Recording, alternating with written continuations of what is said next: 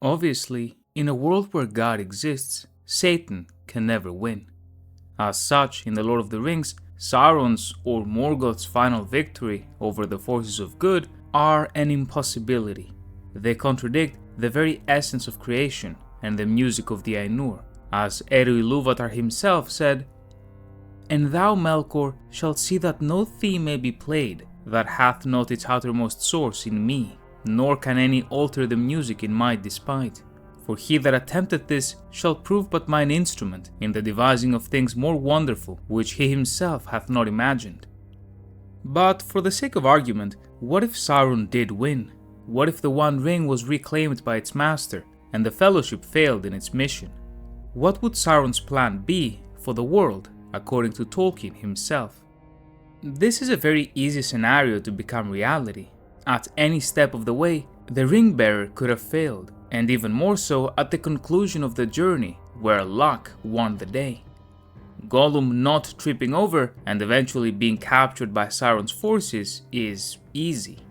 And so, the very first thing that would happen upon the reclamation of the One Ring would be the loss of the 3 elven rings wielded by Galadriel, Elrond, and Gandalf. While they were made without Sauron, they were still subject to the ruling ring, and it was only after Sauron first fell, following the Last Alliance, that the 3 began to be worn. With the full return of the Dark Lord, not only would their corruption be imminent, but all the preservation they had accomplished to that point would be reversed and turned into darkness. In the Council of Elrond, the Lord of Imladris says, "These things the elves of Middle-earth have in some measure gained, though with sorrow. But all that has been wrought by those who wield the 3 will turn to their undoing, and their minds and hearts will become revealed to Sauron if he regains the One. It would be better if the 3 had never been. That is his purpose." The Age of the Elves was already in its final moments. The Firstborn had neither the numbers nor the magic of the world to keep the Dark Lord at bay anymore, and their domains would soon fall. This, combined with the loss of the 3 and the corruption of the One, would seal their fate. You might argue that in Sauron's last defeat, when he first lost the ring, he was able to be defeated by the Free Peoples while at his full strength. Although you're right that he did wield the One Ring, he was fighting the mightiest warriors the side of good could produce. Legendary elven kings and the might of the exiled Númenóreans united. In the Third Age, the kings are gone. Númenor is a memory, and its people are disunited. Sauron's armies are immeasurable, and in fact, Aragorn's plan to fight the orcs at the Black Gate was essentially a suicide mission. He knew that they would likely die, but wanted to buy Frodo just a little more time to destroy the One Ring. If the ring was not destroyed and was in fact reclaimed, the Dark Lord's victory at the Black Gate would be certain. Denethor famously said, "Go forth and fight, vanity. For a little space you may triumph on the field, for a day. But against the power that now arises there is no victory. To this city only the first finger of its hand has yet been stretched. All the east is moving, and even now the wind of thy hope cheats thee, and wafts up Anduin a fleet with black sails. The west has failed. It is time for all to depart who would not be slaves."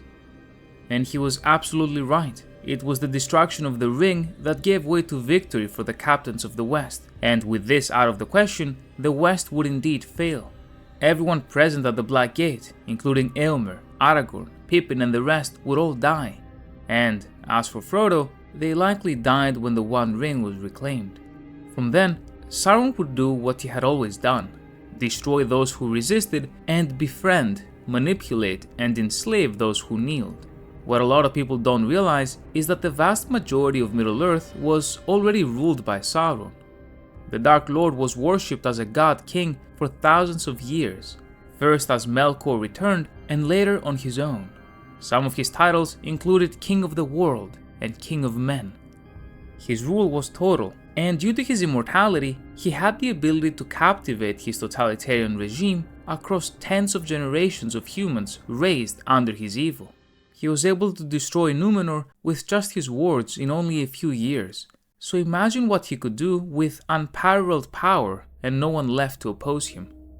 In Letter 183, Tolkien explores the mentality of Sauron, Unlike Melkor, Sauron did not wish chaos or destruction. His original pursuit may be considered pure. He wanted order for what he thought was the good of the world.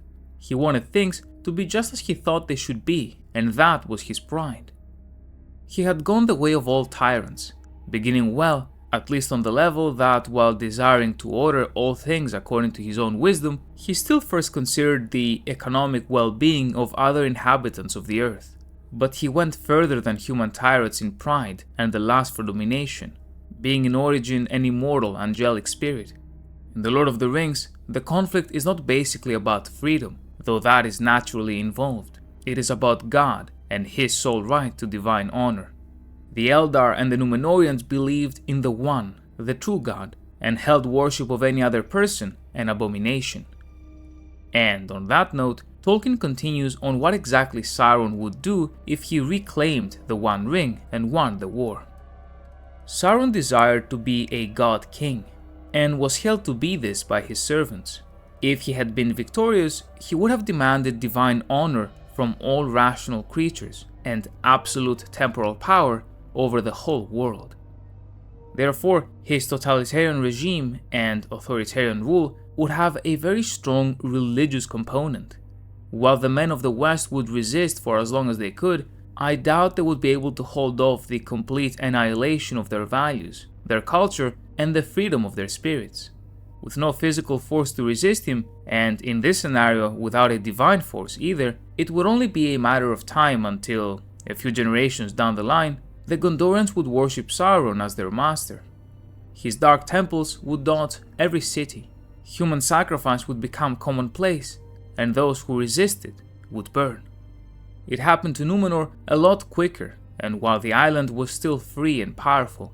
And so, if you consider the total domination of Gondor's land and people, the future of the free peoples is clear. To look for Middle-earth's future, we must look at its past. In the Silmarillion, Tolkien states, "Thereafter the fire and smoke went up without ceasing, for the power of Sauron daily increased, and in that temple, with spilling of blood and torment and great wickedness, men made sacrifice to Melkor, that he should release them from death.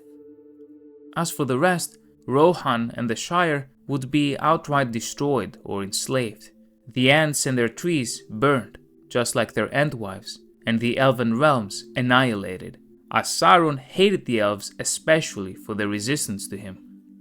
The Dwarves would be difficult foes to master, but with their homes ravaged from centuries of decline and the attacks of dragons, in addition to the loss of their allies, it would only be a matter of time until they too fell. Ultimately, if Sauron won, this would be the very final war. And because it would be the very final war, Eru Ilúvatar himself sent the Istari and influenced every step of the way until the very accident and fall of Gollum into the fires of doom. Sauron's defeat and Morgoth's defeat before him were inevitable, because their very existence is unnatural to the substance of creation. But even though Sauron's victory would be paradoxical, it is still interesting to ponder. But what do you think?